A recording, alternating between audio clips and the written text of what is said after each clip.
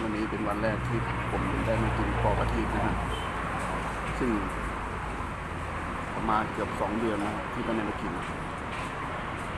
ซึ่งเป็นร้านที่ผมชอบมากก็เลือกเนื้อพิเศษสั่งมา2 จานแต่ว่าคิดถึงมากเลย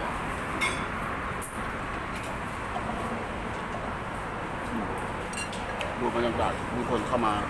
นะฮะนี่ร้านค้าอย่างเงี้ยนะร้านค้านี่ผู้คนนะครับโอเคบายบายนี่นะครับก๋วยเตี๋ยวเรือปอประทีปมาแล้วนี่ชามที่2นะครับ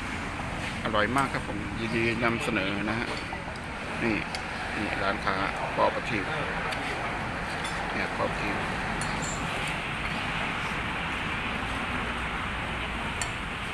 ครับสำหรับใครอยากรู้ว่าร้าน